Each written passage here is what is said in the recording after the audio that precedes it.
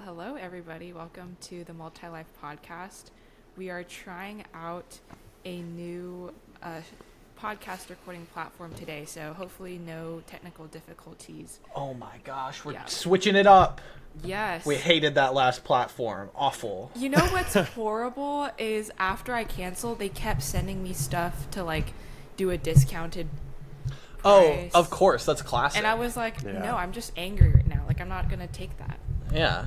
Like, why would I... No, it's so annoying. And, like, it was so nice that we had that one-click cancel policy that got passed. Because that's always the most infuriating thing is, like, if you're at trying to cancel a gym membership stuff like that. And it's, like, either they make you come in to, like, see somebody or... online services make you like call a helpline so that someone can sit there and be like offering you better deals or whatever instead of just canceling like I called to do. I know. Yeah, and they were even like, so for context for our listeners, before we were paying $25 a month, then they switched it up to $45 a month pretty much, and then when I was about to hit cancel, they said, oh, we can do like, I think they said we can go back to $25 a month for 6 months, but I hit cancel anyways. Then I got an email from like the CEO saying we can make an exception for $10 a month. I was like, I don't care. Their like, business must be real bad if the CEO is in your DMs like, please, this is it's in our Multi-Life email inbox, so I'm pretty sure it was like the line. founder or something that had like some like email template saying like we can make an exception for you. That's so funny. It's like, why did you do that while we were subscribed? Yeah, they must have had some like massive like cancellations or something with that. Yeah. So. But you're seeing it across a lot of platforms, not even just podcast recording platforms like this, but I mean like Disney Plus, for example, I think had a drop of like 700,000 users or something like that over the past couple months because of price hikes. It's the same sort of thing. Prices just keep going up and up and up and up, and I feel like we're starting to reach the breaking point. Mm-hmm. It's like that with streaming services too. I mean, do you know anybody who pays for all of their own streaming services? No. Like all of their own. I don't like. There's always a little intermingling, right? Yeah. Anyway. Okay. Well, that's the whole saga of our attempt to find a new streaming platform, but here we are. Hopefully it works today. Remember to follow our Instagram at multilife.pod. And now we're going to go around and say hello. Howdy, y'all. It is Anthony. Howdy, y'all. It's Garrett. Hi, I'm Melissa Ann. And Spencer. I don't think I realized how often I say howdy until I went out of Texas. And I just realized that I'm like reflexively, as I'm walking past people, I'll be like, oh, howdy. And I'm like, when did I start saying that? You're more of an Aggie than I am. Yeah. At this point. God, well, I'm gonna stop that then, huh? Oh my gosh. Yeah, you know what's funny is like at A&M, sorry, we're gonna get to our K-pop discussion at some point, but at A&M, it's like y'all are listening to this for us too. Yeah. It's like perfectly normal. Well, like when you email your professors or anybody really, you can say like, "Howdy, Professor Smith," like as the greeting, and it's like perfectly normal. And then you can like sign off like T's and G's for thanks and gig'em. We have this whole vocabulary. Yeah. Garrett's face. He's like, what? Okay. He's giving me an attitude this morning because we are going to talk about Ive's attitude. I fear she cook. The title track on their newest album, Empathy. And we talked about their pre-release Rebel Heart in our last episode, but now that the full album has finally come out, the title track has come out. What are your thoughts on this song? Significantly better than Rebel Heart. Ooh, okay. I like this song a lot more than Rebel Heart. I'm very glad that was the pre-release and that this is the title track. Yeah. I really like the styling in the music video. Actually, I think that they looked good in the black and white outfits, and then at the end with the gold and black kind of accents. Really good styling. I thought Wonyoung particularly jumped out at me this MV, which is like, I mean, she's not my bias, so she's not like normally the member that really jumps out, but I really liked her hair and her whole vibe. Yeah, I think the song just felt more cohesive to me, and I liked the vibe just of this better. Felt like it diverted slightly from IVE's typical formula, which I appreciated.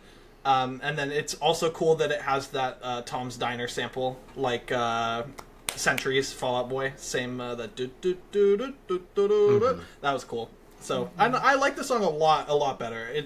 I mean, I wrote down K5, but I don't know if I have listened to it like too much or like enough to really say that. So we'll stick it at a K4.5 for now, but much better than Rebel Heart, like incomparably.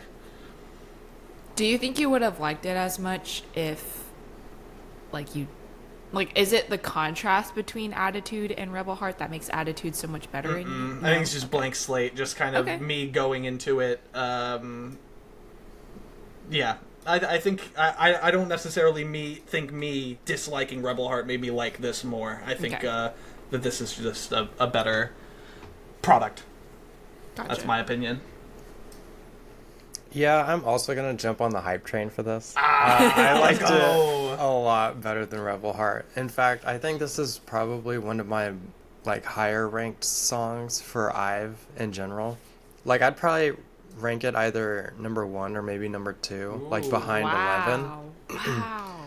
So the debut is still all the way up there for you? Yeah, debut is still all the way up there for me. Wow. I mean, just some notes that I have for it. I mean, obviously they sound amazing, but I just felt like one of the issues I had with Rebel Heart was it sounded the same. So, at least this one was more musically various, I guess. The beat is catchy, and I don't feel like the lyrics are too repetitive. And I feel like I remember saying this about Izzy's music video, but going back to Itzy's MV for Mr. Vampire, I liked the corporate visual, but when I was rewatching the music video, I realized it's not really a corporate visual. They just had an office background, and that was it. But anyways, I'm glad that kind of I've at least doubled down on this office look for me, is how I would describe it.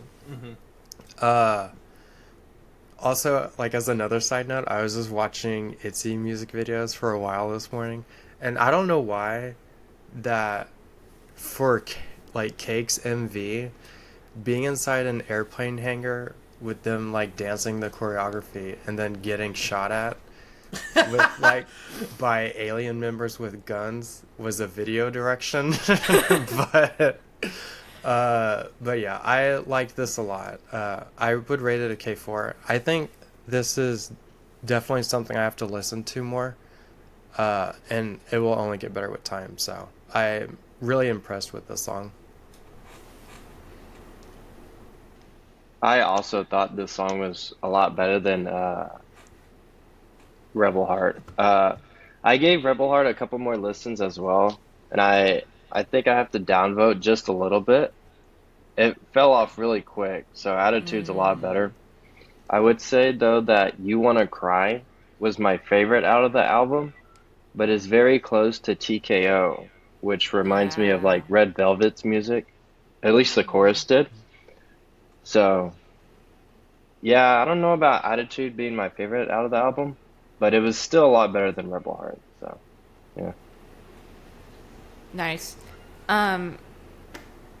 Speaking of the corporate aesthetic or whatever, the color grading and just the outfits and the overall vibe really reminded me of Hypen's No Doubt music video. I don't know if you remember, they were also kind of wearing muted blues and grays. They were also in an office setting. I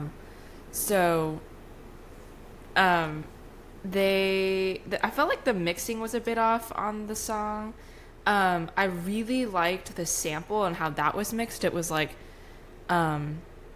very almost like house music. I don't know how to describe it. There was like a lot of layering and it was like very rich. But then once they switched out of the sample, it sounded, I don't know. I was kind of surprised that like they couldn't get the mixing right after the sample ended, because it sounded very almost amateurish, like just very soft instrumental, and then like the vocals are kind of slapped right on top of it. At least that's how it sounded to me. So I wish the vocals were more integrated in. I wish the instrumental was a bit richer, because I felt like it was very stark contrast between how rich the sample was and then going into how light and kind of airy the main instrumental of the song was. I wish, like, if I were to compare it to something like an ideal, I wish it was kind of like an Ava Max song. I don't know if you've heard a lot of Ava Max, but it's very like dance heavy and it's so like rich. Like you feel like your like head is in the music. And so I really like Salt. Salt is the Ava Max, that song. I think it's Ava Max. It might be an older one. I'm not as familiar with her. Yeah, Ava Max did Salt. Yeah, that was one of her first ones too. I think. From the Heaven and Hell album. Oh wait, is this from the Heaven and Hell album, or is it maybe it's just from? I thought it was like a old single. But yeah. Oh yeah, it looks like it's. Oh yeah, she has it on multiple albums. But yeah, I like Ava Max. Yeah. I totally get your comparison there. Yeah. I heard some people say like, oh, I was reading some posts about people saying they didn't like the use of the sample. They felt like Ive's consistent use of samples in their music make it sound cheap and unoriginal. I was like, dang, that's a really harsh take. But I was like, no, I feel like maybe it was like if the mixing was better, that would have fixed their view on feeling like a sample was slapped in. I think like if it was integrated better, then you wouldn't have that issue. Right. And I feel like After Like was fine. It's exactly what I was about to say. I think After Like does it a good job of repackaging it and making it its own thing versus just sounding like the original song that it samples from. Yes. I agree with Garrett. I love TKO. It gives me Rosalia vibes for some reason. I don't know why. Like kind of like a Latin, like it's not explicitly so, but I think that's why it gives me Rosalia vibes, because she's also good at like making it a little less obvious that it's Latin inspired music. So I thought they did a really good job. Like from this album I've only been listening to TKO and Attitude. Those are my two favorites. So Attitude I would rate a K4 for now, purely just because in technicality it is on a playlist I'm listening to. I feel like it probably won't stay as long as TKO, but still enjoy listening to it. So good. Also, as a side note, I'm surprised. I wonder if these same IVE listeners like listening to Dua Lipa, because I know she uses a lot of samples. But I don't think I've ever heard someone say that Dua Lipa samples songs too much. So yeah. I mean, that was just one random Redditor, but yeah. Gotta love the Reddit people. Anyways, moving on to Glow Up by RESCENE. I thought this song was pretty good. I think it's definitely better than Attitude. The bass is really addicting, in my opinion, for this. But out of the album, In My Lotion, or sorry, not In My Lotion, that's crazy. In the Lotion. In the Lotion was my favorite song out of the whole album. It's really catchy and it sounded like another anime song, kind of. I kind of just, whenever I listen to it, it just reminds me of like going or like flowing through time. Like it reminds me of like when Iron Man's like stuck in Avengers Endgame and he's just sitting there waiting to be helped or something. I don't know why I think of that, but like I really liked In the Lotion. So it's definitely not as repetitive as Glow Up either. Yeah. So it might go on one of my top 10s. Bro, you were right. It is In My Lotion. I thought it was In the Lotion. No, it's In My Lotion. You were right. You were right. Yeah. That is a crazy. I haven't listened to all the B-sides. I've listened to like Cotton Candy and I think Crash. Yeah. But I did not heard In My Lotion. Oh my gosh. Wow. What a track. And My Lotion was my favorite song that night. Yeah, man, they really are just running out. I think I'd rather them reuse the titles than start coming up with things like In My Lotion. But I thought this song was cute. This has a cute, bubbly sound. I like the softer voices in the chorus and how it kind of compares to the vibe of the instrumental in the post-chorus. The only thing is I wish the song was longer. I think it could have done with an extra chorus, an extra verse, or a bridge. I just think 2.5 minutes was just a little short for this song. It felt like I was watching the music video and I saw that the music video was like nearing its end, and I was like, oh, I wish that they had another chorus here. So, but other than that, I mean, I don't really have any complaints about this song. This wasn't their debut EP, was it? No. RESCENE, no. Oh yeah, they had Pinball and Love Attack. Yeah, okay. So yeah, this is definitely. I might have to look into this group a little bit more because this is definitely a cute vibe, and I enjoyed it. For me, I feel like they're a mashup of Islet and 50/50. I have 50/50 on my notes. Yeah. Because you know that TikTok trend that's like something dupe or whatever. Okay, I guess something dupe. So I wrote Tic Tac dupe. Like dupe, like duplicate. Yeah. Cause like I guess maybe it's like a girl's thing. There's always like makeup dupes and like Lululemon dupe. No, I see. Lululemon dupe. I've never heard that before. That's funny. Or they'll like say that about a person in an like kind of an offensive way. So Like Spencer's a dupe. like you know how you say like Walmart. Yeah, Spencer's a Garrett dupe. Wait, which one of y'all was born first? Me. Spencer. Okay, yeah, I can't lie. I got those vibes. That's funny. Oh my god. Yeah. So honestly, like.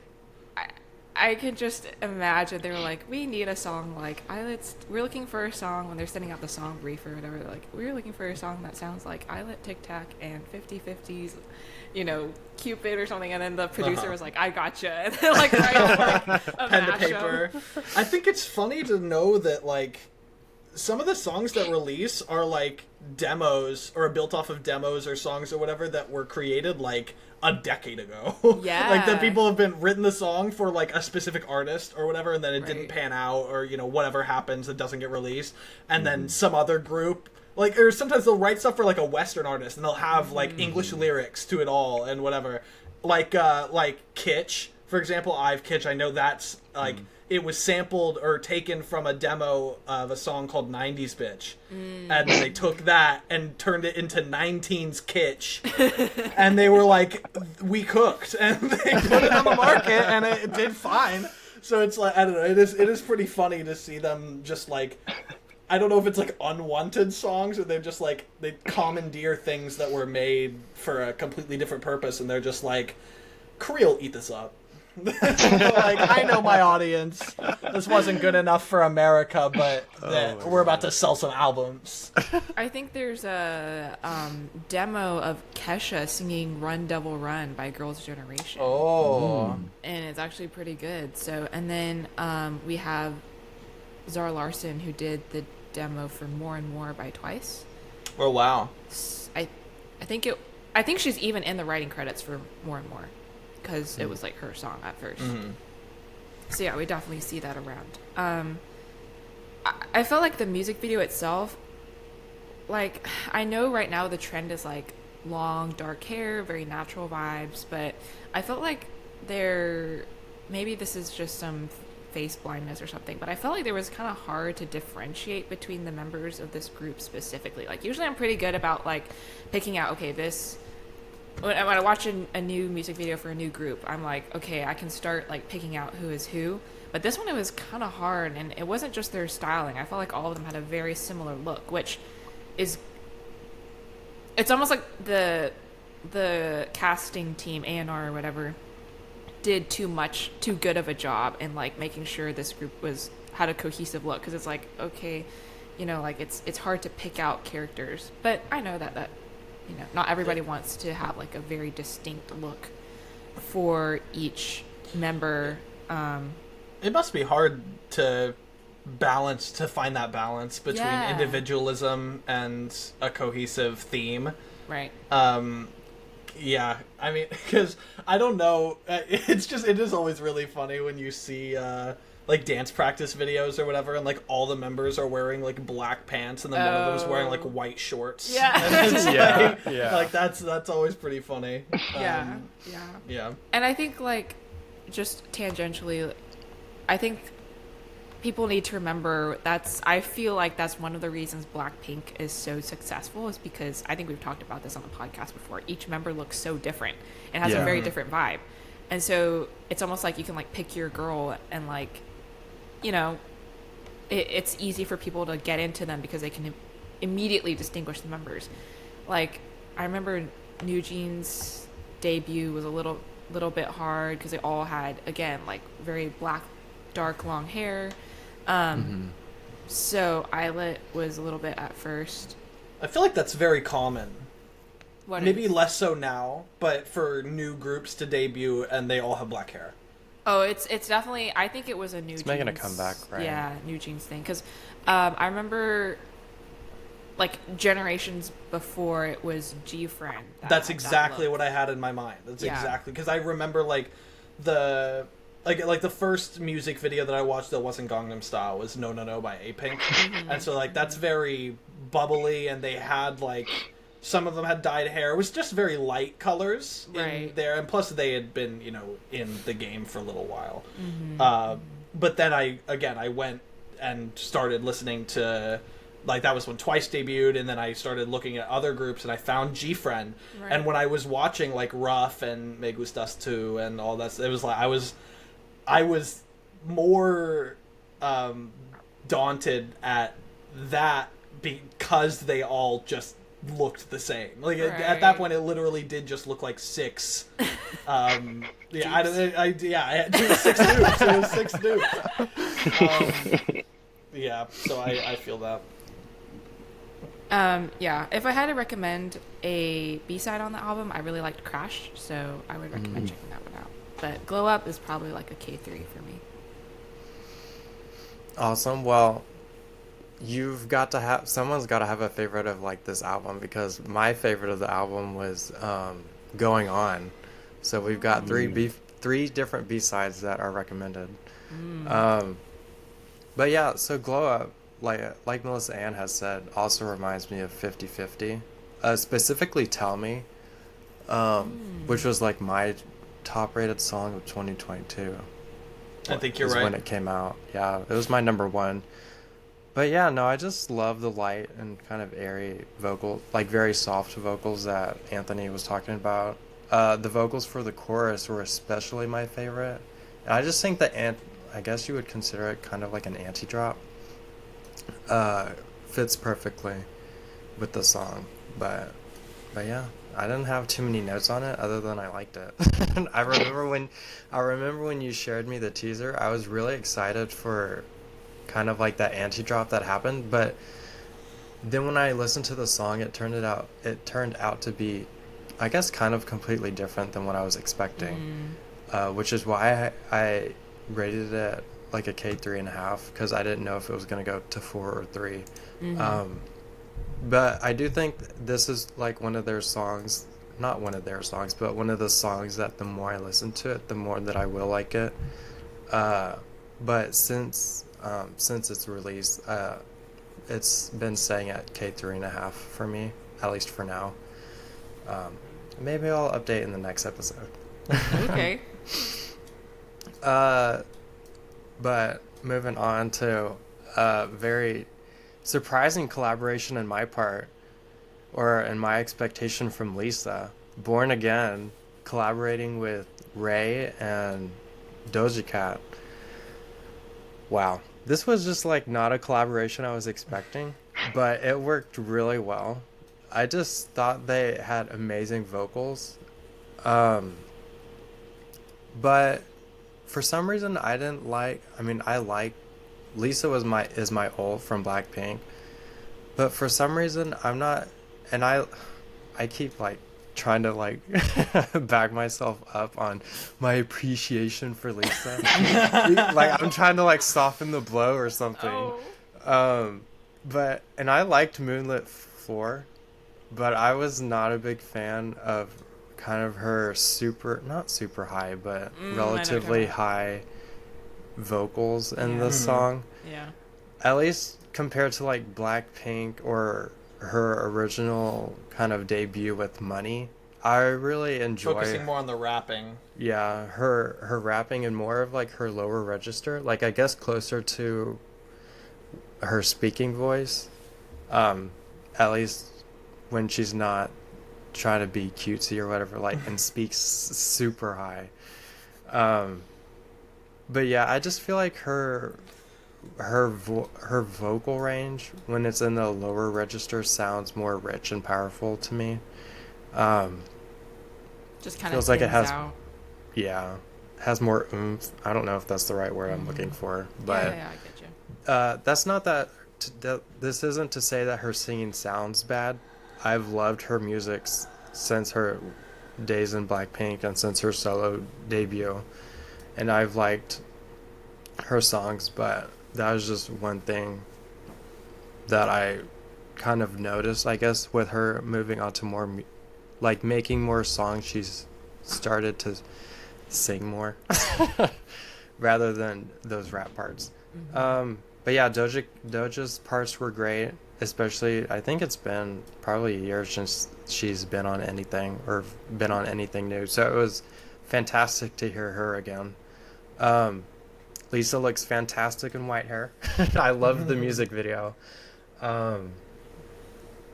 Oh, and then this is just kind of a side note, but originally I didn't like the YouTube video because I thought the mixing was really off.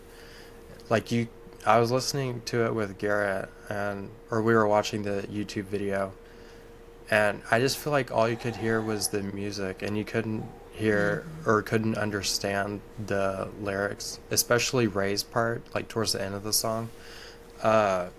So but when you listen on Spotify, you can hear everything clearly. So I don't know if it's possibly a speaker difference because I listened to the YouTube version on my phone, but then I listen to Spotify through my headphones.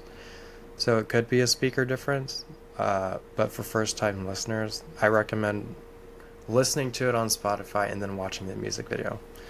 But yeah, no, I liked it. I'd probably rate it a K4. I've created a playlist for all of her songs, all of Lisa's songs. So I think I've still to rate them. Like I think there's 6 or 7 of them. The most annoying yeah. thing for me with artists on Spotify is that if they are if they're like featured or collaborating on a song, and you add it to your liked songs, it like oftentimes it won't get added to that artist's like songs. It'll go to like the first artist in the list, or like or whatever. So for example, could I pull a real example right now? There are just so many times where I'll want to shuffle all the songs from one artist, but there's one song I want to be hearing that it's not showing up on shuffle because it's in the other artist's liked songs or whatever. Very annoying. That happened for Shun. It was Taeyoung's song featuring Lisa. I know that one's not in her like discography on like her artist page, but all of her other ones are. I mean, well, I know that she, like for SG when she collaborated with like the Latin artist, that one showed up in her discography even though she's like a featured person. But at least with Taeyong, it wasn't like you had to specifically search for his song before you saw her, if that makes any sense. But yeah, I mean, overall, I think Money by Lisa is still my number 1 pick from her. But this one rates very high, so I liked Born Again. Nice. You're not the only one with the issue with the YouTube mixing, because I saw multiple comments about that on the Reddit Okay. post. So Nice. seems like it was everybody heard that. Mm. I don't know. I tried listening to the Spotify too, and I just have bad hearing. I know, like, just from years of blasting things through my earbuds. So I was still, like, having trouble distinguishing what Lisa was singing. Like, when Doja Cat came in, like, it got better. And RAYE was fine, but I think the combination of, like, the mixing still not being completely there, plus her not being a native English speaker, it just, like, wasn't a good combination. I thought it was a good song. It was just, like, I wish I could hear, because I could tell, bits and pieces. The lyrics were actually pretty clever. Yeah, it just sounded a little bit muddy. Sounded muddy to me. I think it was a great song. I'm kind of worried right now that, is Lisa, like, really, does she have, like, a artist identity yet? Like, it just seems like right now she's just kind of throwing together songs that are good individually, but it's like, what are they in combination contributing to her as an artist? And Right. I wonder if she's been boxed in as, like, a good dancer and a good performer, and so now she has to, as a soloist, she needs more time and development to figure out who are you as, if you're going to sing, like, who are you going to be as a singer. That's exactly what I was feeling, because to your point, she has, like, Born Again, Moonlit Floor, New Woman, Rockstar, all very different tracks. And then you think of La Lisa and Money, which La Lisa and Money went well together, I think. Like, as a single album, like, those two, if you were to say, like, okay, this is Lisa's identity, like, 100%, I think she totally could have leaned into that and gone the rapping route. Again, I 100% agree with the word performer. Like, I think that she is a performer. And that, I mean, that's what I see a lot of when I see content of her on Who's Shaving. I heard, like, a razor. Anyway. That was the laundry thing. Like, it goes, the buzz that goes off. Yeah. Somebody got that. I agree that she's a performer, and that I felt the exact same thing. With this song, the first thing I thought was, like, dang, this is some crazy features that these girls are getting. Yeah. Like, I saw Doja, and I mean, like, Doja makes cool music. Like, I like Doja's music. I don't really like Doja as an artist, but, like, so, like, that's cool. But she's obviously very popular, very influential. Yeah. And then RAYE, I didn't know that RAYE had multiple songs that have almost 1 billion streams. I did not realize that. I'm not very familiar. I like Natalie Don't by RAYE. That song is very, very, very good. Like, that song competed to be on my top 10 all-time list for sure. Oh, wow. Very good song. This song, it's fine. I mean, like, I don't feel very strongly about this song compared to New Woman. Part of it might be its mixing. I haven't given it a listen on Spotify yet. It's just been YouTube, so that could have dampened my experience. But I mean, it's just like, I don't feel things listening to this song, you know what I mean? It's just, should you really be wearing that shirt right now? Hey, bro. 3 out of 4 is still a passing grade, okay? Oh my god. 75%. That is a C. You gotta relax. Oh my gosh. For those listening, he's wearing a Blackpink shirt. Ack pink.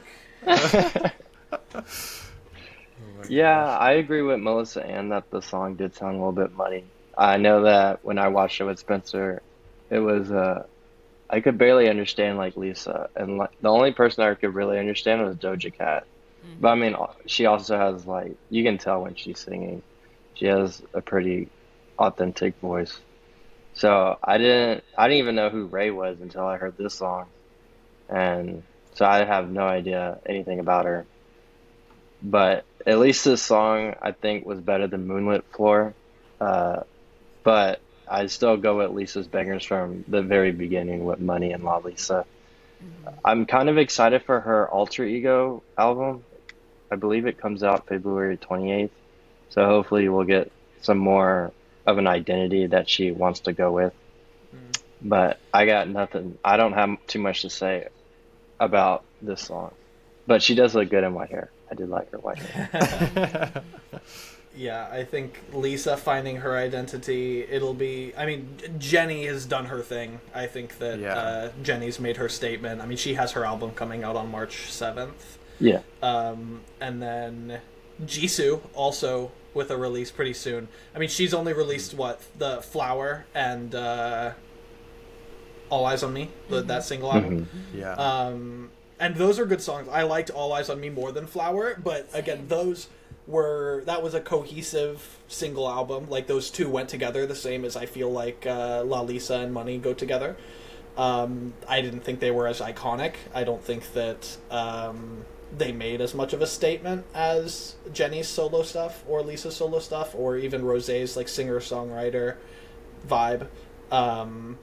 So we'll see where Jisoo goes. I mean, I've always felt like Jisoo has been the kind of the least outspoken member of the group, perhaps the least likely to make a statement, so I don't necessarily see it within her character to make a statement in the same way that Jenny and Lisa have. But Jisoo is her own person. She has her acting success that she's done, and her, I mean, obviously her being the main native Korean, right, of Blackpink, that she has that identity with her too. So it'll definitely be interesting to see them all continue to develop into their own personalities. Yeah. So moving out of our song review section and into our discussion topic, don't have a name for this section yet. I think we might have to do a little brainstorming, or maybe we'll just be lame and just call it a discussion topic. But maybe, I don't know, like current K-pop. Ooh, make like a graphic, the double K, current K-pop. Ooh, could be. But anyway, what's current about K-pop is Blackpink announcing their concert tour, another world tour. There are plenty of tours currently going on. I mean, the reason I'm wearing this Blackpink... wait, why am I wearing Blackpink? It's because of the concert announcement. I could have worn aespa. I'm going to see aespa next weekend in Chicago. Yay! So if y'all hear this, I don't actually know if this will be posted before the day of the concert, but if y'all hear this, pull up, say what's up. Yeah, man, do y'all have y'all been to like a bunch of concerts? I mean, I know we went to Card and we were in Chew. We went to Chew. We went to right? Chew. Yeah, so like we've gone to those two together at least, but like what else have y'all experienced? I'm not a huge concert person. I'm pretty selective and picky with which concerts I go to. So I've seen Hypen, obviously. Spencer and Garrett and I have gone to see XG, and I've seen Charlie XCX. So artists that it was a combination of artists that I truly, truly stan and love all their music, and then XG was like a combination of like, I do like XG not as much as Hypen and Charlie XCX, but it was like it's very close. The venue was very close to my house. I could get VIP tickets that were seated, so it was just like a bunch of different factors that made it really worth it in my opinion. And I got to meet them after the concert. It was so fun. Yeah. So definitely very memorable, and if I go to a concert, I want it to be just the best experience. So yeah, going to the Blackpink concert like announcement, I'm watching the video and like all I can think about is, oh my gosh, this is out of budget for me. But I would love to go, but I would be that person on like the 15th like level of the arena. Yeah. Like back seat, you know, Nosebleeds. ticket seat was half price because it's like half the stage is covered by the pillar. Obstructed view ticket. Obstructed view seat. But yeah, I feel like, I mean, me and Garrett have gone to, I guess, like half of our concerts have been K-pop, and that's been with Anthony and Melissa Ann in Houston and Dallas. And y'all saw BM. Yes, we also saw BM.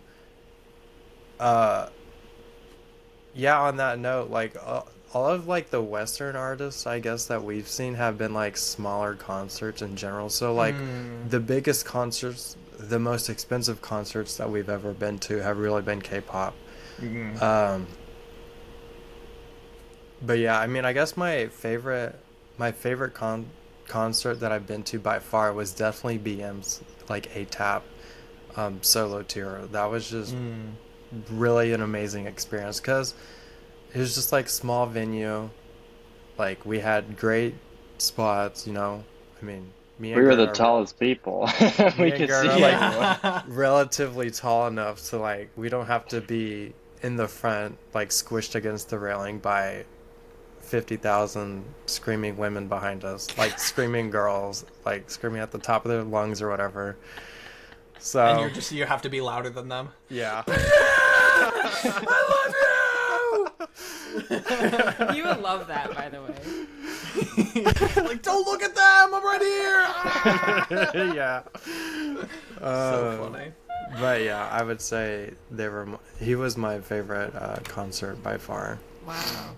I guess just to name the other ones that me and Gert have been to. Like, we've been to Madison Beer. That was a good one. Oh, wow. It's like a quarter of KDA. Yeah, she didn't sing that. She didn't sing KDA. What? Oh my god. Literally. She should've. What the hell? Yeah, for real. I'm nuking the arena. I mean, like a surprise concert that we went to was Nikki, from the Malaysian artist. 88 Rising, Nikki. No, she sang like Oceans and Engines, High School in Jakarta. That Yeah, I'm Nikki. pretty sure she was with 88 Rising. Yeah, she's 88 okay. Rising. Okay, my bad. So I'm not familiar with 88 Rising. Oh, sorry. I'm out of the loop. I mean, we saw Samara Joy. She's a jazz artist. And then I saw Jonah Marai, which was a former like boy band member. So What boy band was he in? Why Don't We? Oh, I didn't know you saw him in concert. That's fire. So yeah, a lot like on the smaller side of like Western artists, but I don't know if that's just because since K-pop concerts have like limited places they go to that their concerts are bigger, or if that's just indicative of the fan base. So I think it's also supply demand a little bit. Just I mean, naturally they're based in Korea, so less opportunities to be having concerts abroad. So Yeah, naturally, that's those times that they come over, they're going to have more expensive merch and more expensive tickets and that kind of stuff. yeah. Yeah, man, I could not sit here and list all the concerts I've been to. Wow. I feel like it's been mostly K-pop, especially after 2023. I think 2023 was my main concert year. But yeah, I mean, I've seen Blackpink in concert two times, plus the one music show recording in Korea. I mean, like G.I.DLE I've seen in concert 3 times. Triple S I sat front row for. I've never had VIP, which is my probably biggest regret from the Pixie concert that I went to, because now I'm really sad that I didn't get to go talk to Dajong, or Uche as she goes by now. But that's a really cool part about the K-pop concerts, is like, especially when they're small groups and they go and tour, like the smaller groups do like really extensive tours. Yeah. Like that Pixie thing had like almost 40-50 stops. Like it was actually ridiculous. But I really like that because it is a smaller venue and you get to like, it feels more personal, it feels more interactive. in terms of like, well, I think I prefer K-pop to non-K-pop concerts, but I don't know necessarily why. I don't necessarily know if it's just because I'm more invested in K-pop in general, and so I want to be there more than I want to be there for another concert.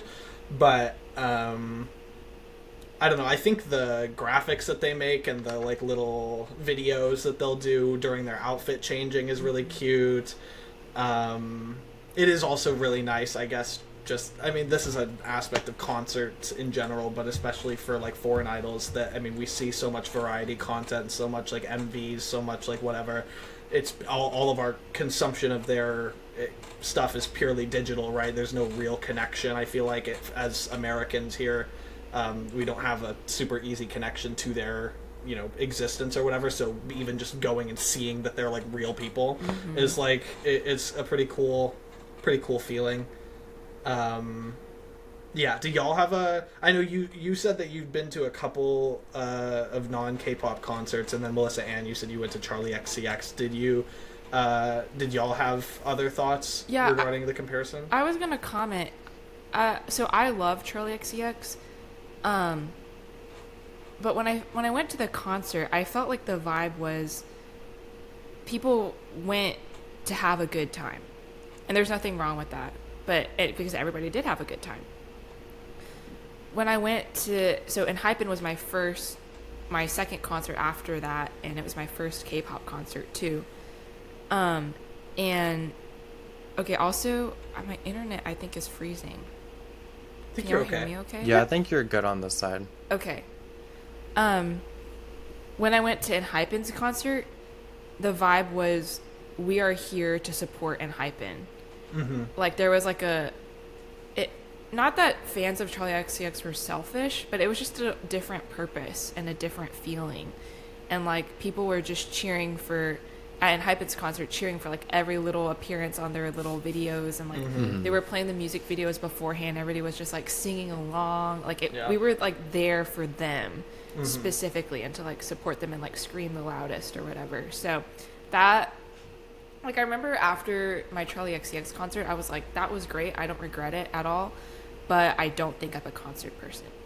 Then I went to Hype, and I was like, I get it. Like the air like buzzes. Like there's like, you can feel like electricity just like through the crowd. Like I had never felt anything like it before. And that probably is stronger, I would say, at a boy group concert, just because, I don't know, I feel like they mostly have female fans, and we're like very, very like loyal and passionate and enthusiastic. I feel like girl group concerts might have more casual fans in attendance. But yeah, I think like from now on, like Charli XCX came to Texas for her Sweat tour, but it was in Dallas on a weekday, and I was like, no, it's not worth it. But you know, I would probably make more effort for like Enhypen if they, you know, were kind of more out of the way, just because I'm like, I know it'll be such a good experience. I know Spencer and Garrett have driven up to Dallas to see concerts with me, but you've never done traveling for a concert? I've not traveled for a concert.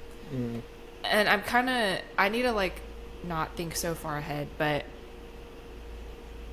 I don't know. I do talk about how I loved going to Enhypen's concert, and I had been talking for a long time about like, next time I go, it'll be VIP, I'm willing to travel, whatever.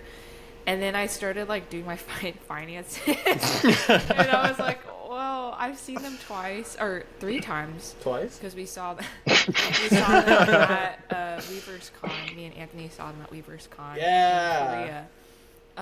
So I'm like, you know, 2 times. They're not gonna. Twice. Like, me not being there is not going to affect anything. Like, so I'm like, you know, I'll go when like other things are more prioritized. If they come to Houston, I'll definitely go. But if it's like traveling, I'll be like, eh. She don't want to see you, Anthony. That's pretty much it. Yeah. Wait, what'd you say? She don't want to see Anthony. Oh. No. Oh, have y'all ever been to a festival, Spencer, Garrett? Music festival? No. Or convention? Nope. I was gonna, so that was the Weverse convention WeaversCon was the only festival type thing that I've been to. Like, I never went to ACL my entire time of being at UT. Well, we live in Austin. We've never been to ACL. Every time ACL happens, we're just like, oh, the traffic. Yeah, but it's like, it was a cool experience just because, I mean, it was so many people at once, right? Like, Yeah. I mean, we saw, literally in one day of us going, we saw TXT, we saw... Promise 9. we saw Fromis 9, we saw Le Seraphim, we saw Zico, we saw Hyolyn, we saw Jiwon from Fromis 9, like, do a solo type thing.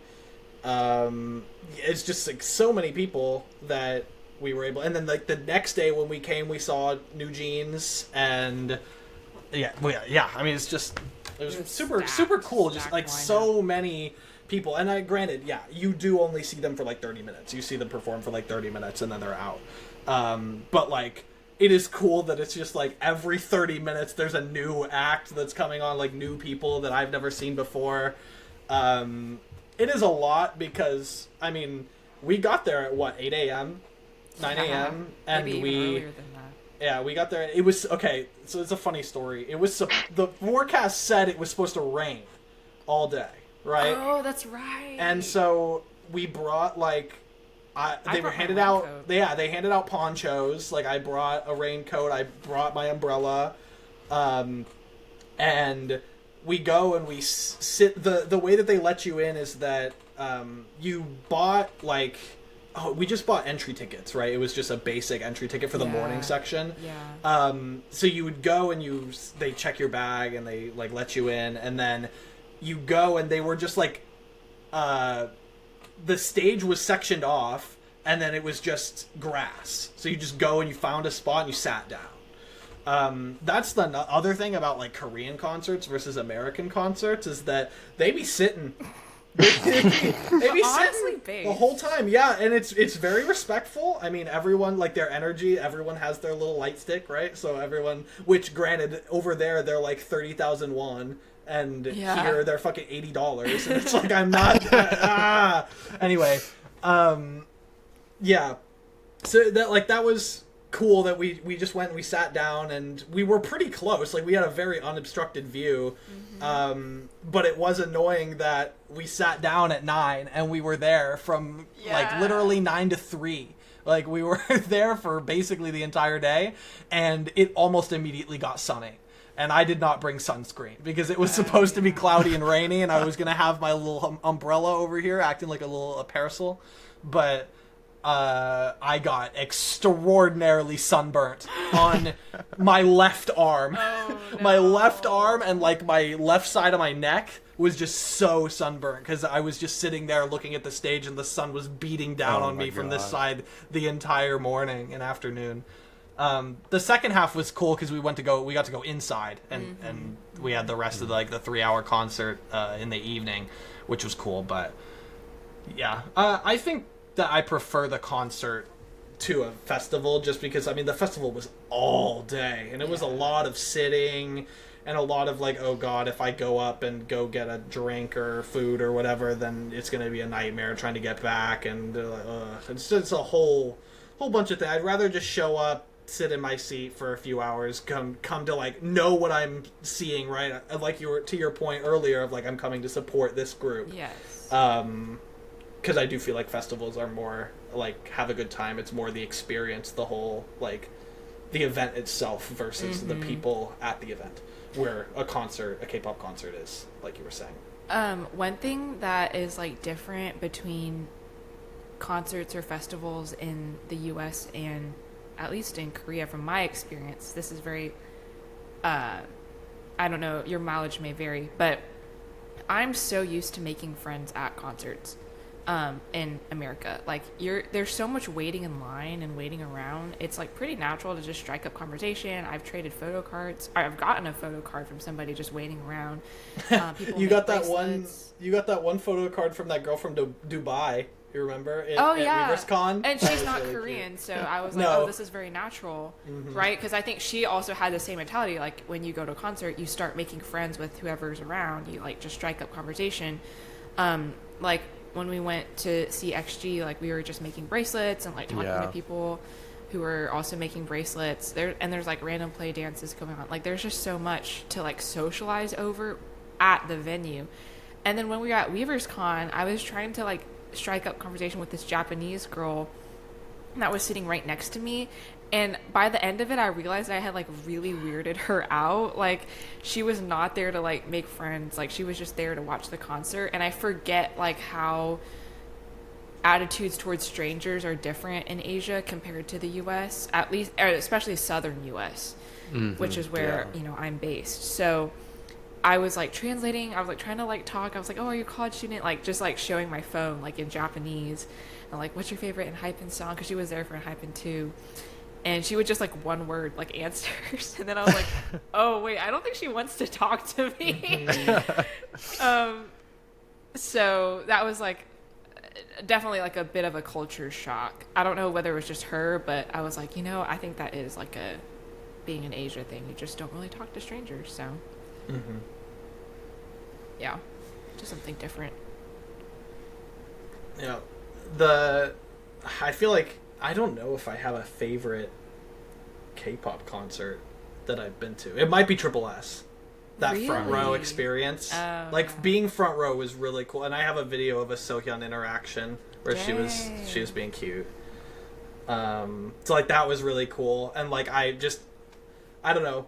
It was like the first time I ever had like one-on-one, like just small like interactions with idols. Like just one time when they were all lined up and like talking or whatever, and I like met eyes with Yubin and like waved at her, and she was like, ah. And it's like just little things like that, right? Where it's like they are people and they're connecting with their international fans, and it's like it's cool. It's a very nice experience, and that's something that I would like want to do more. It's just that sitting front row is expensive unless you're, and you have to get lucky if you're gonna get it like right when tickets drop. You have to get lucky. But we're getting floor seats in to see aespa. We got floor seats to see aespa, so I don't think we got VIP or anything, but we will be like a couple rows away from the stage. That's amazing. Very cool, and we'll be tall, so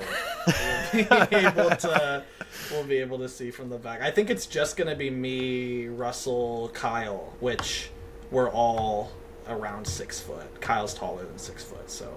Dang. Luckily, we're at the like end, so there aren't gonna be people behind us. So Okay, we're gonna like the only people behind us are gonna be in the seats, like, in Gotcha. the bottom of the section or whatever. But so that'll be nice. So we're not like. The people behind us are just like clenched fist, like that Arthur meme. Oh my god! So they're just sitting My there biggest like, nightmare. I paid $1,000 to come and watch aespa, and these tall white guys are chilling by. You know, like, I feel like I'm not trying to be the antagonist. Yeah. But yeah, very exciting, very exciting. Yay, K-pop can't concerts wait to are hear always all about fun. Take pictures and we'll post it on the. Oh, of course. I will take fan cams. You already know. Oh yes. You already know. I get those 4K 60 fan cams on deck. Nice. Okay, well, yes. Go ahead, if you haven't already, follow our Instagram at multilife.pod to see. Maybe we'll post Anthony's aespa experience too. Woo! I need to catch up on social media uploads. I'll get there soon, but just follow and be surprised when I do get around to uploading something. But yes, thank you so much for tuning in to episode 2 of season 2, and hope to see you next time. Bye. See ya. Bye.